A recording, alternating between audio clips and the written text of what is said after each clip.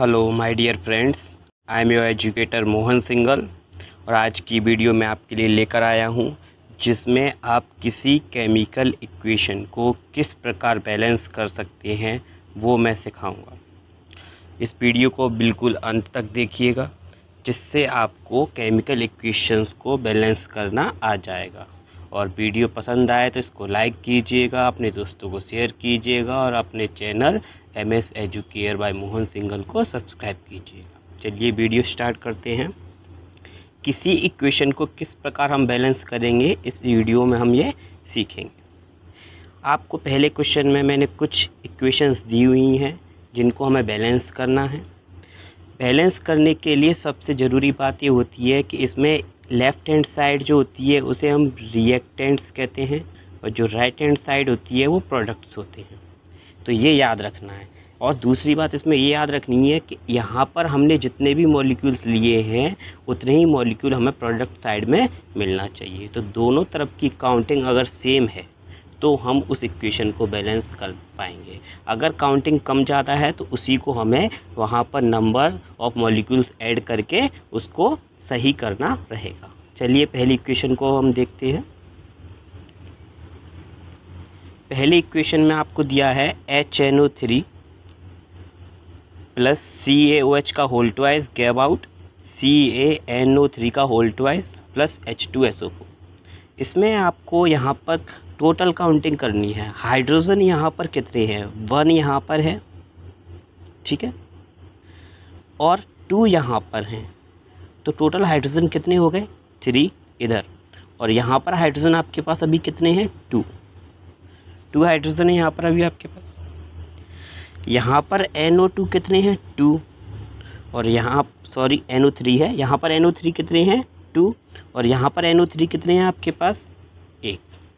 अब यही हमें यहाँ पर फिलिंग करनी है। और आप चाहें तो इसको सीखने के लिए एक टेबल ऐसे बना सकते हैं, जैसे आपने लिख लिया कि हाइड्रोजन के लेफ़्ट हैंड साइड में कितने हैं, मान लो 3 हैं, राइट हैंड साइड में कितने हैं, 2। तो ये हमें फिलिंग करनी है। इस तरीके से आप टेबल बना सकते हैं।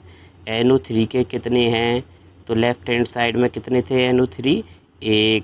और राइट हैंड साइड में कितने थे? 2। तो इस तरीके से आप बनाकर देख सकते हैं, जो तरीका आपकी बुक में होता है। लेकिन हम यहाँ डायरेक्ट करते हैं। देखिए कैसे फिलिंग करेंगे हम। जो यहाँ पर हाइड्रोजन हमारे पास कितनी थी? 3। और यहाँ पर कितनी थी? 2। तो अगर मैं यहाँ पर 2 लगा दूँ तो हाइड्रोजन कितनी हो गई? 4। हाइड्रोजन 4 हो गई। और यहाँ पर मैं 2 लगा दूँ, यहाँ पर अगर मैं 2 लगा दूँ तो हाइड्रोजन यहाँ पर 4 हो गई। और यहाँ पर भी 2 लगाने से हाइड्रोजन कितनी हो गई? 4। ठीक है। अब हाइड्रोजन दोनों तरफ 4 हो गई। NO3 यहाँ पर कितने हो गए? 2। और यहाँ पर NO3 कितने हो गए? NO3 यहाँ पर कितने हो गए? 2। CaOH का होल ट्वाइस। यहाँ पर हम हाइड्रोजन को काउंट कर चुके हैं, इसलिए हम कैल्शियम काउंट करेंगे। तो कैल्शियम कितना है? 1। यहाँ पर भी कैल्शियम कितना है? 1। इसका हाइड्रोजन काउंट हो गया। तो ऑक्सीजन इसमें कितनी है? 2। और यहाँ पर ऑक्सीजन कितनी है? 6। 6 और 2 ऑक्सीजन कितने हो गए? 8। यहाँ पर ऑक्सीजन काउंट करते हैं तो यहाँ पर ऑक्सीजन कितने हो गए? 3 2 जा 6। और यहाँ पर कितने ऑक्सीजन? 2। तो 8 ऑक्सीजन यहाँ पर 8 हो गए। इस तरीके से हमने देखा कि यहाँ पर 2 लगाने से और यहाँ पर 2 लगाने से ये इक्वेशन हमारी बैलेंस हो गई। तो आपको क्या लिखना होगा इसको? 2HNO3 प्लस CaOH का होल ट्वाइस के अबाउट CaNO3 का होल ट्वाइस प्लस 2H2O। इस तरीके से आपको इसको लिखना रहेगा। आइए देखते हैं दूसरी इक्वेशन। दूसरे नंबर की इक्वेशन आपको दी हुई है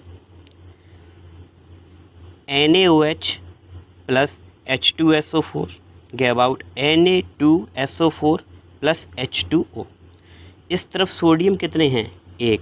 इस तरफ सोडियम कितने हैं? 2। तो सोडियम को बैलेंस करने के लिए आप यहाँ पर 2 लगाइए। जैसे ही आपने यहाँ पर 2 लगाया, तो यहाँ पर 2 लगाने से क्या हो गया? ऑक्सीजन बदल गए और हाइड्रोजन बदल गया। ऑक्सीजन देखना कितने हैं? 2 यहाँ पर हैं और 4 यहाँ पर हैं। 4 और 2 ऑक्सीजन कितने हो गए? 6। यहाँ पर ऑक्सीजन गिनते हैं। यहाँ पर ऑक्सीजन कितनी है? 4 यहाँ पर है, 1 यहाँ पर है, 5 हो रहे हैं। लेकिन अगर हम यहाँ पर 2 लगा दें तो 4 ऑक्सीजन यहाँ पर है। 4 और 2 6 ऑक्सीजन हो गए। यहाँ पे भी ऑक्सीजन क्लियर हो गए, यहाँ पर भी ऑक्सीजन क्लियर हो गए। सल्फ़र देखिए, सल्फ़र यहाँ पर कितनी है? 1 है। और यहाँ पर सल्फर कितनी है, 1 है। इस तरीके से ये इक्वेशन आपकी बैलेंस हो चुकी है, यहाँ पर 2 लगाने से और यहाँ पर 2 लगाने से। तो इस इक्वेशन को अब क्या लिखा जाएगा, 2NaOH plus H2SO4 gave out Na2SO4 plus 2H2O। इस तरीके से हमारी इक्वेशन बैलेंस हो चुकी है। आई होप आपको समझ में आ रहा होगा। आगे देखते हैं। थर्ड इक्वेशन है आपकी BaCl2, लिखा हुआ है BaCl2 प्लस H2SO4। तो इधर आ गया BaSO4 प्लस HCl। अब इसको कैसे बैलेंस करेंगे, सिंपल काउंटिंग कीजिए लेफ्ट हैंड साइड जो रिएक्टेंट्स हैं और काउंटिंग कीजिए प्रोडक्ट्स को जो राइट हैंड साइड हैं। देखते हैं Ba यहाँ पर है आपके पास 1, Ba यहाँ पर भी 1 है, Ba में कोई चेंजेस नहीं है। क्लोरीन यहाँ पर 2 हैं, लेकिन क्लोरीन जो है यहाँ पर 1 ही है। तो आप क्या करेंगे, क्लोरीन को बैलेंस करने के लिए आपने यहाँ पे 2 लगाया, तो अब हाइड्रोजन में चेंजेस आ गया। हाइड्रोजन कितने हो गए यहाँ पे 2, और यहाँ पर कितने हाइड्रोजन 2। चलिए अच्छा है। S यहाँ पर 1 है, इसमें भी 1 है। O4 है यहाँ पर भी 4 है। तो ये इक्वेशन आपकी बैलेंस हो चुकी है केवल HCl के आगे 2 लगाने से। इस प्रकार इस इक्वेशन को आप क्या लिखेंगे, BaCl2 plus H2SO4 gave out BaSO4 plus 2HCl। ठीक है, चलिए आगे देखते हैं अगली इक्वेशन। अगली इक्वेशन आपको दी है KBr प्लस BaI2, I मतलब iodide, gave out Ki plus BaBr2। तो यहाँ पर आपको दिया हुआ है, एक बार मैं इनके नेम ले लेता हूँ, potassium bromide plus barium iodide gave out potassium iodide plus barium bromide. ये दिया है आपको। बैलेंस करते हैं। पोटेशियम यहाँ पर 1 है, यहाँ पर भी 1 है, कोई प्रॉब्लम नहीं अभी तक। Br यहाँ पर 1 है, Br यहाँ पर 2 हैं। अब यहाँ प्रॉब्लम हो रही है, तो यहाँ प्रॉब्लम को सॉल्व करने के लिए यहाँ पर 2 लगाइए ज़रा। तो जैसे ही आप यहाँ पे 2 लगाएंगे, जैसे ही आप यहाँ पर 2 लगाएंगे, तो यहाँ पर 2 लगाने से क्या हो गया, 2 KBr हो गया। अब K2 हो गई, पहले 1 थी अब K2 हो गई, तो इधर आपको 2 लगाना पड़ेगा। तो 2 लगाते ही I2 हो गई यहाँ पे, और I आपके पास यहाँ पे भी 2 है। Ba कितना है, 1, Ba यहाँ पर भी 1 है। इस प्रकार दोनों जगह 2 लगाने से आपकी इक्वेशन बैलेंस हो चुकी है। देख लेते हैं एक बार। K2 है यहाँ पर भी K2 है। Br यहाँ पर 2 हो रहे हैं, Br यहाँ पर भी 2 है। Ba यहाँ पर 1 है, Ba यहाँ पर भी 1 है। आयोडीन यहाँ पर 2 है, आयोडीन यहाँ पर भी 2 है। इक्वेशन आपकी बैलेंस हो चुकी है। ठीक है, चलिए क्वेश्चन सेकंड की तरफ बढ़ते हैं। अब हम ये क्वेश्चन मैंने आपकी की बुक से लिए हुए हैं, तो आप इनको इजीली सॉल्व कर सकते हैं। क्वेश्चन सेकंड में एक्चुअली क्या लिखा है, क्वेश्चन सेकंड में लिखा हुआ है right the chemical equations for the following reaction. Balance करना है इन केमिकल इक्वेशन को, और आपको बैलेंस कैसे करेंगे ये सीख चुके हैं आप इस वीडियो में। और आगे देखिए, मैंने यहाँ पर इनको पहले वर्ड इक्वेशन में लिखा है, वर्ड इक्वेशन में, उसके बाद ये सिंबॉलिक फॉर्म में है। ऐसा मैंने इसलिए लिया है कि ऊपर मैं आपको सिखा चुका हूँ कि इक्वेशन को कैसे बैलेंस करेंगे, लेकिन यदि वो इस तरीके से बैलेंस करने को दे दे तो आप क्या वर्ड इक्वेशन को सिंबॉलिक फॉर्म में लिख पा रहे हैं कि नहीं, इसीलिए मैंने इस टाइप का क्वेश्चन भी लिया है आपके लिए। देखते हैं, मैग्नीशियम को लिखेंगे हम Mg। Hydrochloric acid, hydrochloric acid को हाइड्रोजन क्लोराइड भी बोलते हैं, ये लिखा है। मैग्नीशियम क्लोराइड को MgCl2 लिखते हैं, और हाइड्रोजन H2 होता है। इस तरीके से पहले हम इसे सिंबॉलिक फॉर्म में लिख लेंगे, उसके बाद हम इसको बैलेंस करेंगे। आइए बैलेंस करना देखते हैं अब इसको किस तरीके से बैलेंस किया जाएगा। तो बैलेंस करने के लिए हमें वो प्रोसेस नहीं भूलना है जो मैंने आपको बताया था, रिएक्टेंट्स एंड प्रोडक्ट्स। रिएक्टेंट के जितने नंबर ऑफ मॉलिक्यूल्स हैं क्या उतने ही प्रोडक्ट्स के हैं, ये हमें देखना ज़रूरी है। तो मैग्नीशियम यहाँ पर कितना है, एक्चुअली में मैग्नीशियम यहाँ पर 1 है, और यहाँ पर भी मैग्नीशियम Mg 1 है। यहाँ पर हाइड्रोजन कितना है, 1, और यहाँ पर हाइड्रोजन हो गया 2। तो इसको बैलेंस करने के लिए मैं यहाँ पर 2 लगा दूँगा। ठीक है, इसको बैलेंस करने के लिए मैं यहाँ पर 2 लगा दूँगा। अब मैंने जैसे ही यहाँ पे 2 लगाया, क्लोरीन कितने हो गए 2, तो क्लोरीन यहाँ पर भी 2 है। आपकी इक्वेशन ऑफ बैलेंस हो चुकी है। देखते हैं एक बार, Mg1 hydrogen 2 chlorine 2 equation balance हो चुकी है। इस तरीके से आपको ये इक्वेशन बैलेंस करनी है और पहले इसको वर्ड से सिंबॉलिक फॉर्म में लिखना है, फिर बैलेंस करना है। ठीक है, तो अगर इस टाइप का भी क्वेश्चन एग्जाम में आ जाए तो डरिएगा नहीं, आराम से इसको सॉल्व कीजिएगा। सेकंड वाला देखते हैं अब इसका। सेकंड क्वेश्चन दिया है आपको zinc plus silver nitrate gave out zinc nitrate plus silver, यानी जिंक की रिएक्शन सिल्वर नाइट्रेट से कराई गई है तो जिंक नाइट्रेट बन गया है और सिल्वर अलग हो गया है। तो जिंक इधर जिंक Zn लिखते हैं, सिल्वर नाइट्रेट को AgNO3 लिखते हैं। जिंक नाइट्रेट होता है ZnNO3 का होल ट्वाइस। ऐसा इसलिए क्योंकि जिंक की वैलेंसी 2 होती है और जो नाइट्रेट आयन है उसकी वैलेंसी सिंगल होती है और सिल्वर को Ag लिखा जाता है। तो ये हमने पहले लिख लिया इसको सिंबॉलिक फॉर्म में।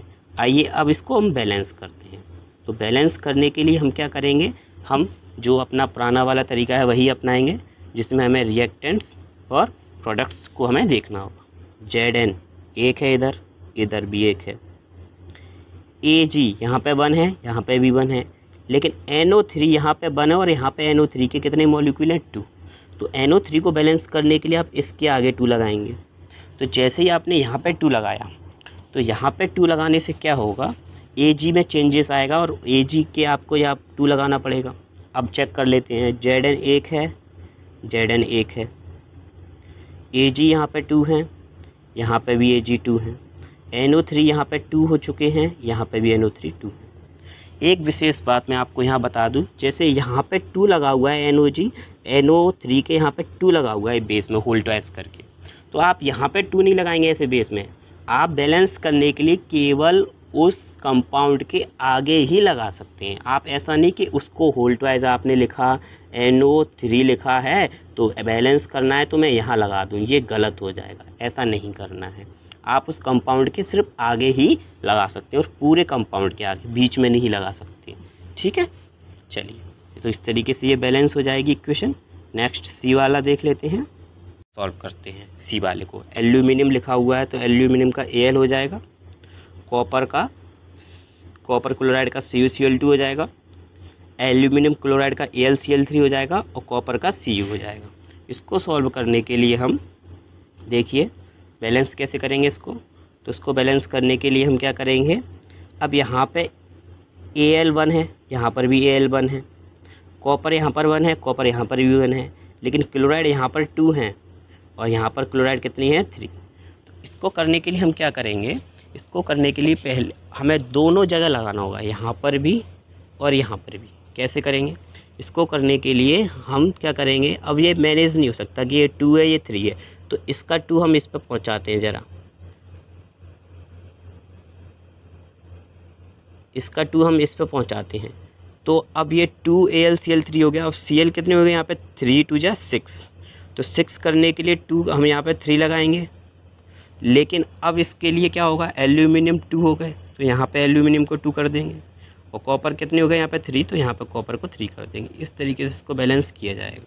ये वाली इक्वेशन को बड़े ध्यान से बैलेंस कीजिएगा। क्या है कि क्लोरीन यहाँ पर 2 है, क्लोरीन यहाँ पे 3 है, तो इसको बैलेंस करने के लिए हम इसका 2 इसके पास पहुँचाएंगे, इसका 3 इसके पास, लेकिन लगेगा आगे लगने से कॉपर चेंज, तो कॉपर के 3 करने के लिए हमें यहाँ लगाना पड़ेगा। इसके आगे लगाए तो एल्यूमिनियम चेंज, तो इसके 2 करने के लिए हमें यहाँ लगाना पड़ेगा। इस तरीके से इक्वेशन बैलेंस होगी। लास्ट इक्वेशन हम देख लेते हैं। बेरियम क्लोराइड को BaCl2 लिखा है, पोटेशियम सल्फेट को K2SO4 लिखा है, बेरियम सल्फेट को BaSO4 लिखा है और पोटेशियम क्लोराइड को KCl लिखा है। तो इसको सॉल्व करने के लिए हम कैसे करेंगे इसको बैलेंस, देखिए Ba यहाँ पर कितना है 1, यहाँ पर भी Ba 1 है, K पोटेशियम यहाँ पर कितना है 2, पोटेशियम यहाँ पर कितना है 2, Ba 1 है, पोटेशियम 2 है और यहाँ पर पोटेशियम यानी K कितना है 1, तो इसको हम यहाँ पर करेंगे 2। तो यहाँ पर हम इसको क्या कर देंगे 2। इसको जैसे ही हम यहाँ पे 2 करेंगे ये क्या हो जाएगा, Cl में चेंज आ जाएगा, Cl2 हो गए, तो यहाँ पे भी Cl आपके पास 2 है। SO4 ये इक्वेशन बैलेंस हो चुकी है। एक बार और देखिए, Ba1 बेरियम बोलते हैं इसको। क्लोराइड यहाँ पर 2 है, क्लोराइड यहाँ पर भी 2 हो चुके हैं। K2 है यहाँ पर भी K2 हो चुके हैं। SO4 यानी S1O4 यहाँ पर और S1O4 भी यहाँ पर। तो इक्वेशन इस तरीके से आपकी बैलेंस हो चुकी है। तो इस तरीके से आपको इक्वेशंस बैलेंस करनी है, और आप इस वीडियो को यदि ध्यान से देखेंगे तो आप इक्वेशंस को बैलेंस करना सीख जाएंगे आराम से। अगर नॉर्मल इक्वेशन दी है तो उसको कैसे आप बैलेंस करेंगे, और वर्ड फॉर्म में दी हुई है जैसे कि यहाँ पर क्वेश्चन सेकंड में दी थी, तो उनको कैसे बैलेंस करना है, उनको कैसे सिंबॉलिक फॉर्म में लिखना है, वह भी आप आराम से सीख जाएंगे। तो वीडियो को देखकर और भी इक्वेशन सॉल्व कीजिएगा, और वीडियो यदि आपको पसंद आई हो तो इसको लाइक कीजिएगा, अपने फ्रेंड्स को शेयर कीजिएगा, और हमारे चैनल को सब्सक्राइब कीजिएगा। ऐसी ही और वीडियोस मैं आपके लिए आगे लाऊंगा। तब तक के लिए पढ़ते रहिए। Thank you.